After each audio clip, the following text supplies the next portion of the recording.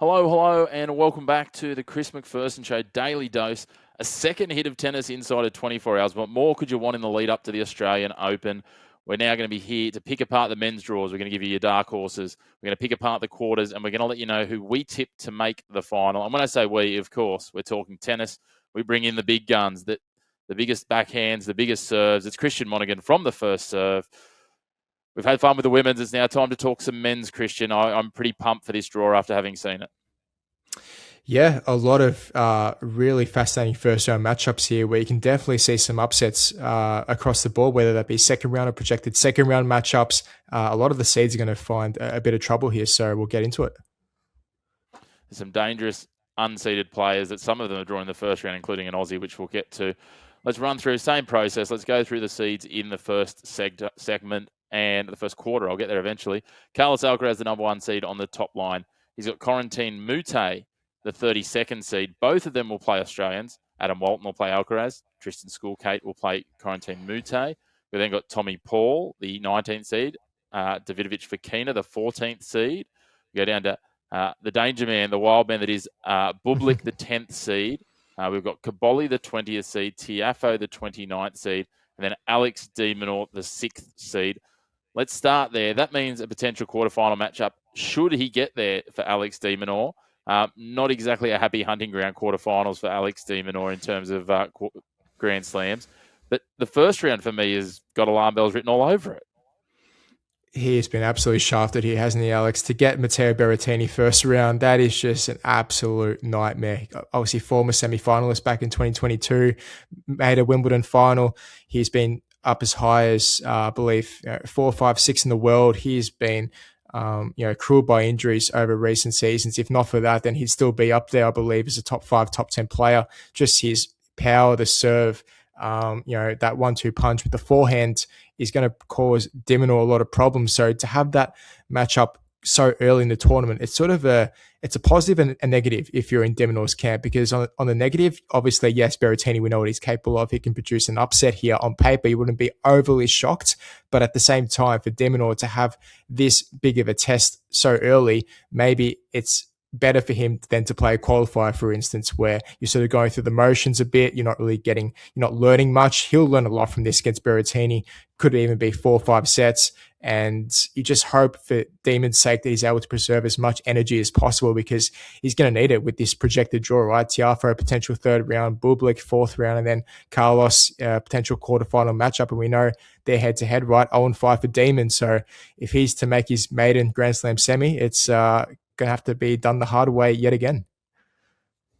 Certainly is. Speaking of that, the last time they played on outdoor hard courts was only in March of 2025, so less than 12 months ago, where Berrettini did win in straight sets in Miami. Their last clash, indoor hard courts, though, Demon did get the chocolates. So we'll wait and see. It's not an easy one. It's a really tough one, let's be fair. Some other names floating in here. There's a couple of big floating Americans here. Jensen Brooksby, who'll play Bublik in the first round. Riley Opelka, he's literally a big floating American when we talk about him. He's got to qualify in the first round, and then maybe Davidovich Fokina in the second. We also got Seb Korda. So there's some dangerous Americans. And, of course, Alex Vukic is in there as well for Australia. So there's a nice Australian flavour with 4 Aussies in this quarter. Plenty of Americans as well. So the Aussie-American rivalry, I don't know how much of it we'll see where they all shape, but looking forward to some opportunities here. Yeah, good matchup for the Aussies. I think very favourable draw for them. Tristan Schoolgate, Alex Vukic, to get those types of draws. Obviously Adam Walton against Alcaraz, you'd have to say that's done and dusted, right? And an absolute miracle. That'd just be a great experience for him out on Rod Laver, you'd have to assume, because last year Alcaraz played his first 2 matches on Margaret Court Arena. So the way they schedule that, I'm pretty sure will be on RLA. So that'll be a great experience for Walton. But yeah, a few Americans in there as well. Brooksby is a funny one, right? He sort of got that doping ban a couple of years back, and he's trying to work his way back into the scene to the top 100. But yeah, Bublik I can't believe I'm saying this about Bublik, but he's actually being a consistent player. Who would have thought, right? We know his talent. We know what he can beat almost virtually anyone on his day. We saw last year against Demon at the French Open where he won from 2 sets down, and that was seen as a massive shock. But for the true tennis diehard fans, you know that it wasn't really that much of a shock because Bublik, on any given day, he just poses such a threat, right? Because he just gets into your mind. He plays mind games, and for opponents on the other side of the net, that's the last thing you want. So I think Bublik can make a bit of a run here again at a major. Kaboli, another name that might be floating around, which I thought him last year at the Davis Cup finals. I thought he was superb, leading Italy towards that title. I think, can he carry that form into 2026? Not the best United Cup campaign, but against a qualifier first up in Arthur Ferry, I think that might suit him nicely just to ease into the draw a bit and potentially be a smoky maybe for a fourth round. Yeah, I think there's a couple of smokies here. I mean, it's all going to depend, as we know, like on what sort of start Demon gets. And then, as we said, Bublik has been consistent, but he's still a bit of a wild card. And, I like seeing him go deep into Grand Slams just for his press conferences. They're entertaining. He's not a dull man, so we like a few of those. I'm sure you'll be doing some press work down there, so I'm sure you'll be trying to get into a couple of those sorts of press conferences. Of course, for the puristic reporting, but also just for the giggles of what's he going to say next. He is one of those characters, isn't he? Just loves to just put out a good quote. This is going to be on Tennis TV, bro. That famous quote he had with Daniil Medvedev back a few years ago. He just always seems to come up with something good. So, yeah, in terms of press conferences and giving the media something to laugh about, he's your number one go-to. Yeah, he certainly is. Obviously, Francis Tiafoe there, a guy who's made the quarterfinals here before as well. He's made quarters and semis in recent years at the US as well, the other hard court slam. So he's another one that you just got to keep an eye on, and he's got Kubler in the first round as well, one of the Aussie qualifiers. So my maths is actually off. There's 5 Aussies in this quarter. Correct. I'm not much of a Tiafoe fan. I don't know about you, Chris, but I've sort of given up on him. I just think we always put him in the drawer as someone who should be going deep, someone who should be being competing time and time again with the top dogs. Suggesting he's an underachiever, Christian. I am indeed. I think he should be achieving way more for his talent and his standing in the game. I think he's underachieved. And you look at Kubler first round. I'm not saying Kubler's going to win it, but Tiafoe sometimes in these matches where you expect him to get through in straight sets, he just doesn't. He finds a way to make it difficult for himself.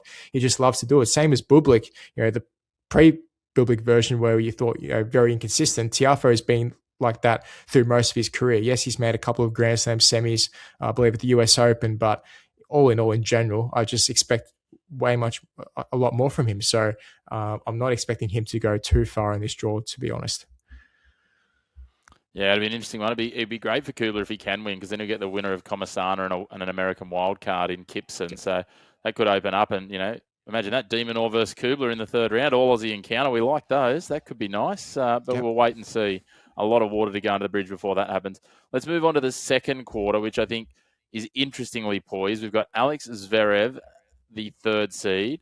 Alexei Poprin's in here, a possible second-round opponent for Zverev. Cam Norrie, the 26th seed. Cerundolo, the 18th seed. Rublev, you want to talk about people that have underachieved at Grand Slams, the 13th seed. Daniil Medvedev, is he on a comeback, the 11th seed? Arthur Rindignesh, the 24th seed. Lerner Tien, who is a name I'm certainly watching. Jordan Thompson, the Aussie wildcard in there. And Felix Auger-Aliassime, who it might seem a bit wild for me to say this, but I think he's a smoky to make a bit of a run the form he's in. So I think this sets up quite well for him, because I'm going to be honest, I think that Alexander Zverev is probably looking and going, the winner of Alexei Poprin versus the winner of Alex Muller, if I can get past Gabriel Diallo, which he should do, is not a walk in the park here, especially if it's, Poprin in front of an Aussie crowd.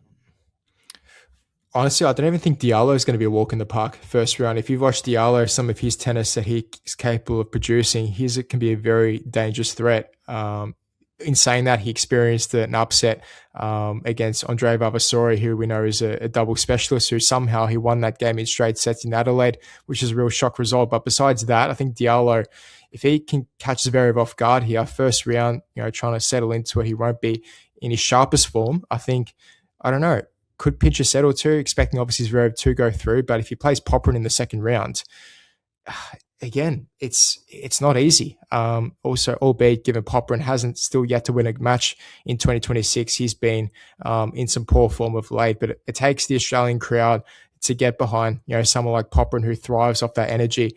We've seen it at past Australian Opens where that can be the turning point between winning and losing. So that can be the difference point. So for Zverev, he's got to be very careful up the top of that little section. Then you work your way down. You're right, Rublev. You talk about underachievers. He's right up there. He's got about 8-10 quarterfinal appearances at Grand Slams. Just hasn't been able to crack it. I think his ceiling is being reached. I don't see him achieving a semi-final or bigger. And then you got Felix Auger-Aliassime, who you rightly point out has been in the form of his life over the past 12 months or so. Gave Sinner a real run for his money in the semis last year at the US Open.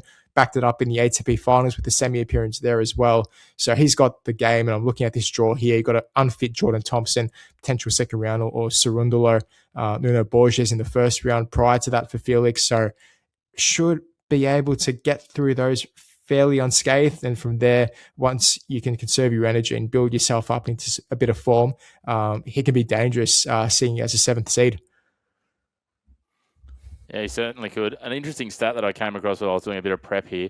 As you said, Rublev, 10 quarterfinals, 7th, 4th round exits at Grand Slams. But for a man who I don't think has got past maybe 5th or 6th in the world, he's the 14th in all-time earnings in ATP history. Really?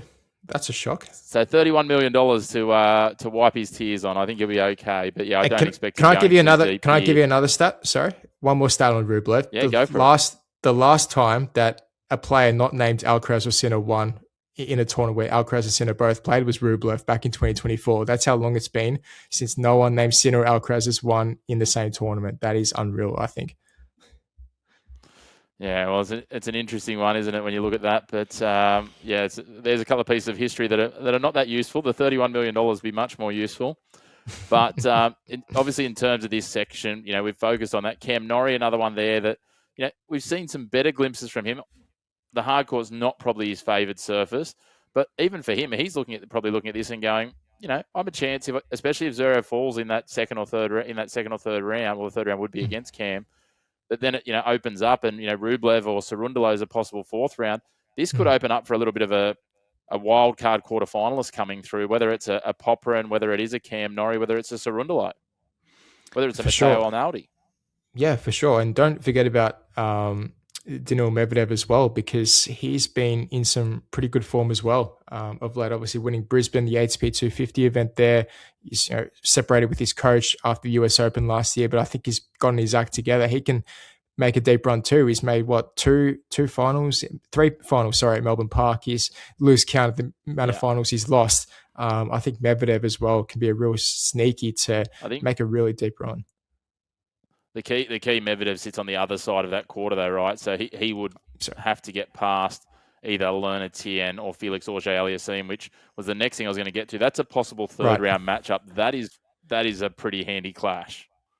It is. Yeah, that'd be enticing. If you put that as a third round clash, you'd be, paying whatever you want to go and attend that match, because that'll have fireworks written all over it.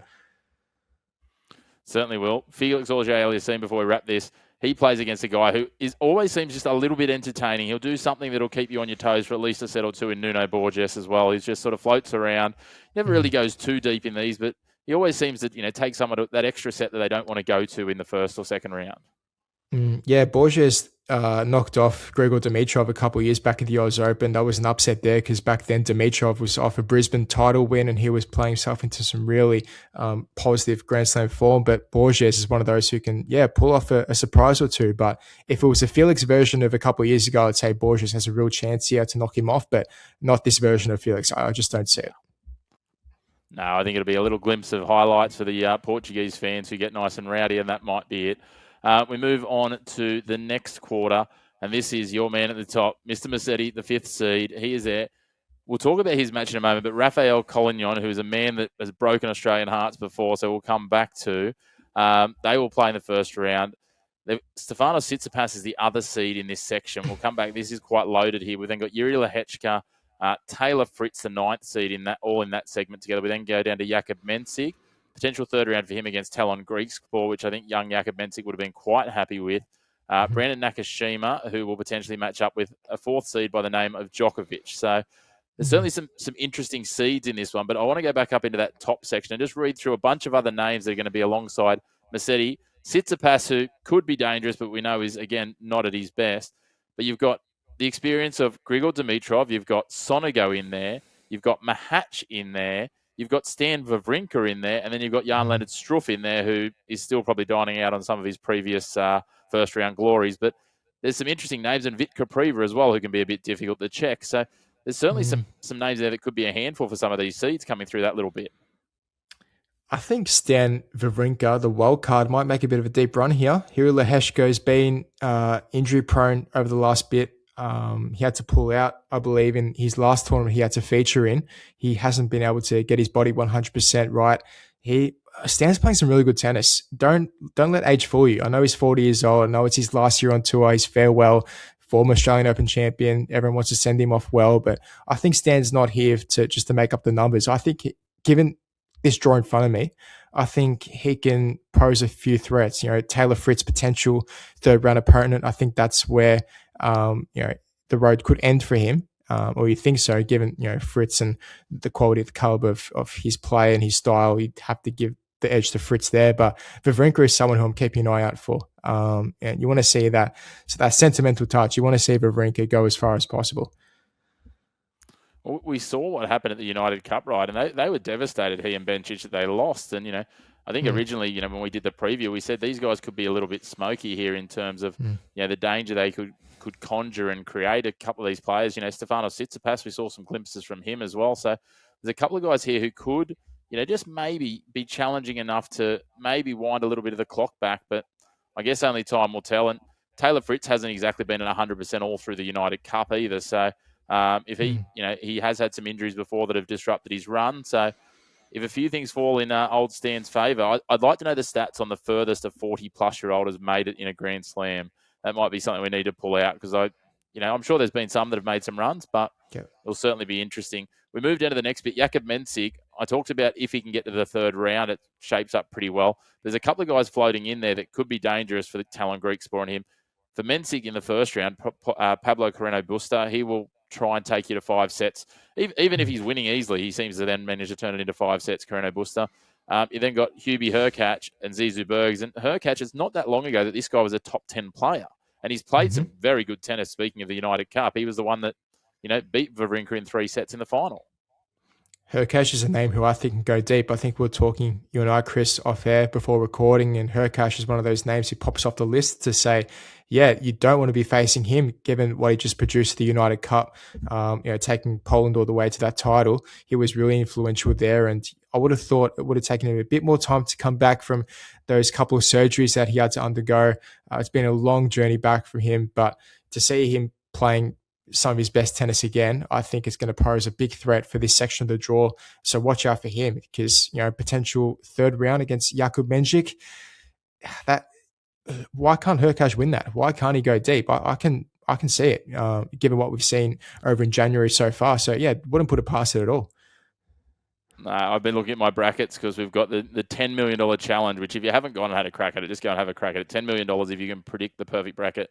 If you can get the most points, 10,000, which either way is pretty handy.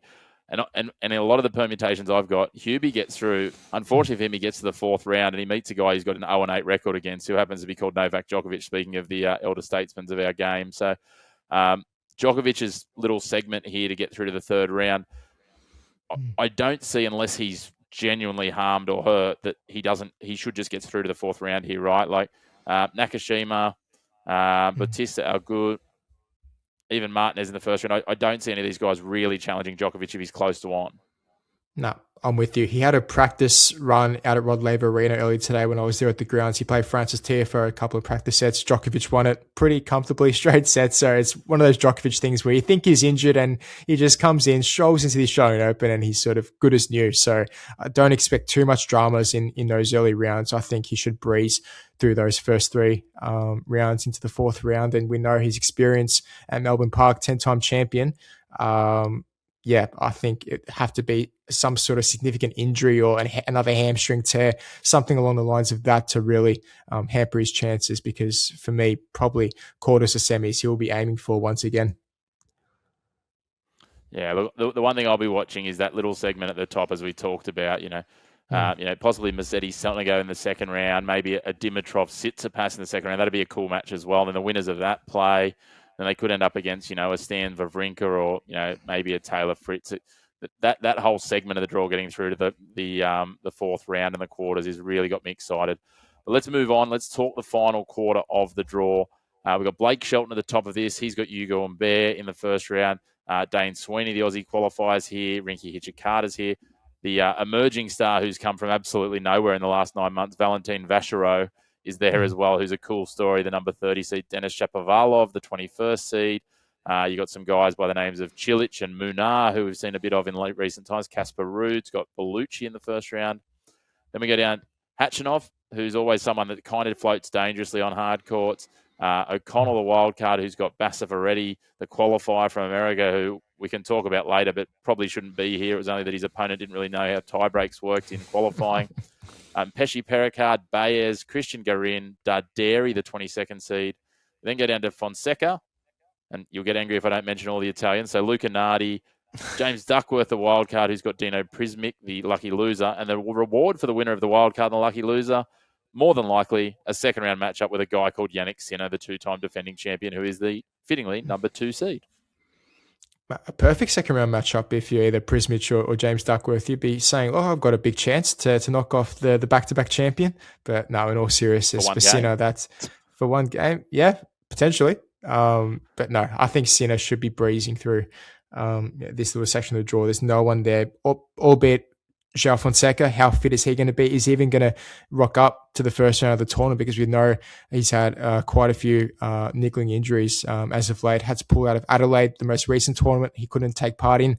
So it's about, can he string those few games together? I just don't see it. And even if Fonseca does meet Sinner in the third round, I just don't see Fonseca being able to keep up with Sinner. Best of 5, he's just not at that level yet, right? He keeps being talked about as the new player to enter that big three along with Sinner and Alcaraz. He'll need a couple more years, I reckon, just not only to get his body right, but just his development, his all-court game, to be in with a sniff of those two guys, because they're just on a completely different level. So I think in that sort of section of the draw, Sinner should be quite comfortable.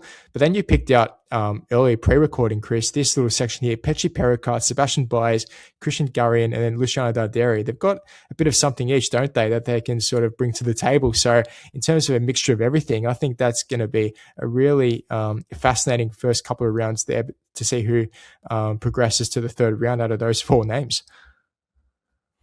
Yeah, I think it's really interesting to see, as you say, who progresses there. And the other thing that I look at here is, Karen Hatchinoff, who, he's been as high as I think about number 8 in the world. He's slid down there. Again, we talk about consistency, inconsistency. He's a guy that could turn up and just waltz through this segment, but he's also a guy who could bomb out in the first round of Mickelson, which could absolutely open this right up for someone to then push through to the fourth round. So there's a lot to watch here. I would suggest if you're any of these players drawn in this group of 8, you're not that disappointed and you're kind of intrigued about, even if you're O'Connell with a wild card, or Bassavaretti, who's got a couple of wins under his belt now, you're sitting there going, I can see a narrative here, as opposed to down the bottom if you're James Duckworth and you're going, geez, I don't know what's happening here. I can see a narrative here where I could get to a third or maybe even a fourth round if I play some good tennis, which that's some good coin if you're doing that. I mean, fourth round, nearly $500,000. You take that. Someone for Chris O'Connor, for instance, to get $500,000 to set him up, for the rest of the year, that's life-changing money for some of these lower-ranked players. So that'd be absolutely massive. In saying that, O'Connor was just coming back from injury, so he was very fortunate, in my opinion, to receive that wild card. I think personally should have went to Dane Sweeney, but that's another conversation in itself. He's obviously in this little section as well. He's playing Gael Monfils in the first round, having qualified for those first 3 games. You got Monfils as well, who another farewell tour. This is going to be his last year on tour, so expect a big crowd there for Sweeney versus Monfils. And then Charlton Humbert, we said it before, Chris, that's got 5 sets written all over it. Yeah, it certainly does. There's some interesting ones here. The other one, obviously, Adrian Manarino versus Rinky Hijikata. This is going to be 2 people just hustling to get every single ball. If you want to watch grinding tennis where guys are just getting to balls they shouldn't, this will be exactly that. But again, this segment, Shelton should be going into it quite confident. But if he's not on his game, there's a few players here who can pose some interesting dangers in that segment. And Vachereau's kind of at a Grand Slam level, still an unknown quantity. Well, Vachereau, to be fair, with all due respect, he's not a seeded player quality. I know he's 30th seed on paper, but given he obviously won that Shanghai Masters last year, that's the reason why he's been risen to the rankings that high, playing Martin Dam Jr., who a lot of people have spoken about him, the American, really tall player. If you say his ace count over his young career, it must be up there in the hundreds already because he can serve a bomb down the tee. There's no doubt about that. And who knows, potentially qualify might be a sneaky chance of maybe causing an upset. Again, on paper, given Vasho is a 30th seed, but if he can make the second round, you've got Hijikata and Manarino. Again, it opens up the draw quite significantly. But then you got Shelton up the top, who made the semis of the Oz Open last year. You expect him to make a deep run. I don't see anyone there who's besides Umber, who I said before might take him to 5 sets. Aside from that, who else is really going to trouble Shelton? I just don't see it. Power for power, pound for pound. I just don't see it. No, I don't think so either. The interesting bit then you get down to the next section, and if you're a guy like Denis Shapovalov, you've got to be again. I'm hyping a few people here, but going, you know what? There's a chance here. The other seed in his segment, Casper Ruud, and we know Casper hasn't been at his best. I think he bombed out in the round of 16 to Fabian Marazan yesterday. So, but there's some other interesting names in here. Jean Mounard, who we've seen a little bit of in recent times, who at his best can certainly mix it with any of the players in this segment. And then the story, I'm loving the old guys, having a swing here. Marin Cilic, wouldn't it be great to see him push back in, And again, I can see a story here where he can beat Shapovalov and then, a Ruud or a Munar challenge them as well, especially if he serves on it and get himself through to. Admittedly, it's going to be a fourth round where he's probably going to come up against a guy called Jannik Sinner, but that'd be a cool story of young versus old. For sure. I think looking at this little section, you might disagree with me here, but I think Casper makes the quarters. I think he gets past Shelton in a potential fourth round.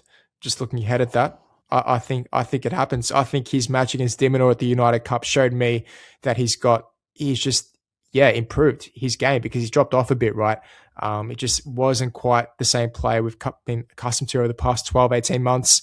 And that game against Demon showed me, especially on serve, he was flawless, near flawless on there, backing up points behind the serve, coming in a bit, with his approach shots up into the net. He's trying to, work in different ways and trying to improve his variety. So I think Casper is a danger. He's a former US Open finalist. It's not like he can only play on clay and that's it, right? Hardcourt, he's a dangerous player. Let's not forget. So I think given this sort of little section where Shapovalov, again, I'm not convinced by him. As of late, Marin Cilic, we know his age and he's getting on now, with all due respect. So, I think Casper Shelton could be a sneaky fourth round. Well, not sneaky given their pedigree in the sport already, but I think that will be the projected fourth round matchup for me. Yeah, look, I can see that's a projected fourth round. I can also see that Casper Ruud is as likely as anyone to find a banana skin that doesn't need to be there sometimes. I agree. The only other man is his fellow Scandinavian friend Holger Rune, but we obviously know that where he's at. So, it's an interesting one for me. I can see that, and I can see him beating Shelton too. I can see Shelton, not necessarily rising to the occasion. As you said, what's he been twice to the French Open final, once to the US Open final, but again, he hasn't been consistent here at the Australian Open. I think 2 seconds and a third in recent years, plus a year off over the last 4. So I'd love to be proven wrong because everyone loves a comeback story. I was nearly going to quote Chris Pratt there, but we'll keep the Kardashian sisters out of this. It's again, the piece is you get to the fourth round here, you're probably coming up against. You get to quarter final, you're probably coming up against a Jannik Sinner, who by that point is going to have so much momentum behind him. But it'll be interesting. I think there's some chances here. I think Rinky Hijikata's, a chance of making a little bit of a run as well as a couple of the Aussies if they can get some things together that it doesn't shape too badly. But it almost feels like all the Aussies ended up either in the top or the bottom of the draw with the exception of Jordan Thompson. So we could have some Aussie clashes that shape up if things go well, but looking forward to it. Again, we get to this point now, Christian. We're nearly at half an hour. It's time to put your dark horse, your finalists, and your winner out. What do you want to start with? Is it really a dark horse? It's going to be Sinner Alcaraz final. It's going to be, I know it's boring, but I think we're going to get that for the first time at the Australian Open because Alcaraz has never made it past the quarters at Melbourne Park. I think we're going to get a Sinner Alcaraz final. And I think just because of the coaching change recently between Alcaraz and that split between Juan Carlos Ferreira, I think that's going to be a key difference as to why Sinner goes back to back to back, goes to the three-peat and retains his Australian Open crown. If I've got to pick a dark horse, I'm going to go Italian. I'm going to go Flavio Caboli. As I mentioned earlier, I think he can make a deep run in that little section of the draw, as we touched on before. But again, I just don't see anyone else winning it besides Sinner Alcaraz. Unfortunately, I want to see a new name on the trophy. I just can't see it, Chris. I just can't. No, I can build half a dozen narratives for the women's. I think give it another 12 months, we might have one or two players who might be starting to emerge, I hope. But if you grabbed me at the end of 2026 and said Sinner and Alcaraz played in 3 out of the 4 finals in the Grand Slams, I would not be slightly surprised. You know, if you told me that one of those two had won all 4 Grand Slams again, I would not be slightly surprised. I'd probably be more surprised if you told me that two other people won Grand Slams this year. I've gone with some dark horses, and they're both in the same section. One of them's not that dark of a horse because he's a 7th seed, but Felix Auger-Aliassime, Lerner Tien, the winner of that, if they get through to the 3rd round, then will probably play Daniil Medvedev. And the winner of that, I think, goes on a bit of a run, gets themselves through maybe to a semi-final where they take on, probably Carlos Alcaraz. So I think there's a really big opportunity, especially for, a young Lerner Tien or a returning Felix Auger-Aliassime to make a bit of a name for themselves. It will be tough to get past Medvedev, but I can see one of those guys making a run, and I'm not prepared to put my chips on either of them. I also, very surprisingly, have, coming out of the top half of the draw, Carlos Alcaraz, and in the bottom half of the draw, Jannik Sinner. I'd love to say that I can see something else. I can see some stories, for, as we said, a Stan Wawrinka or someone making the 4th round maybe. I think Sinner will play Djokovic in the semi-final. I think that's going to be the unsurprising thing. I think we're going to get 3 of the top 4 seeds through. The one that falls, what a surprise, is Alex Zverev before the semi-finals. So, and I think with a change of coach as well, if he hadn't changed coach, I probably would have lent to Alcaraz here. But I think Sinner's going to get it done. He's going to make it 3 in a row. The career slam has to wait. But again, they are things that I think they will tick off, matter-of-fact injury excluded, these 2 guys at some point in the next couple of years anyway, because at the moment, everyone else is playing for the 3rd ranking. Yeah, for sure. I think for me, Jack Draper is up there as potential the 3rd player, behind Sinner Alcaraz, who can crack in and be that name to ruin this streak of either Alcaraz or Sinner winning a major. It's just that Draper has been injured. He's had to withdraw from the Australian Open, not going to participate in this one. So it's who's going to, take the mantle. Taylor Fritz has been touted as that player for a while, hasn't quite been able to do it. Zverev, we know his history in Grand Slam finals, and Djokovic with his age. How does he get past both Sinner and Alcaraz at the same tournament? It's just, at his age, in his late 30s, it's beyond belief that he can even do that, right? It's very hard to see. So for the meantime, at least for the next 12 months, it's really going to be the Sinner Alcaraz show. Certainly is. One thing we're going to have a crack at doing just before the Australian Open, we're going to drop on the Instagram at the Chris Mack Show our top 10s for the end of the year. So you can come and have a look at those and work out exactly who's not going to be there, because we'll probably get them in bulk wrong, and you can let us know exactly who you think we've got wrong. I would suggest Sinner and Alcaraz will probably be 1 and 2. Don't be shocked. But Christian, as always, thank you to you. As we said in our last episode, if people want all the coverage, we're going to do our daily doses here. But if they want all the coverage, the First Serve is the place to get the breaking news, the latest news, the best of your tennis news all year round. Yourself, Brett Phillips, all the crew there do a wonderful job. And, you can find you guys on socials or at the website, as I said, just for all of their news. Thanks for the kind words, Chris. Appreciate it. Lovely, mate. Thank you again for your time. And thank you to you guys for tuning in. If you haven't already, make sure to hit like, hit subscribe, get involved in the comments. Let us know if you've got someone that can beat Sinner and Alcaraz. I want someone to tell me a story that I'm going to buy that can tell us that there's going to be someone different. It'd be great. But if not, pick your winner, pick your dark horse. Let us know down below. Until then, we look forward to bringing you lots of tennis over the next couple of weeks here on the Chris McPherson Show, your home of the black and white of sports. No greys.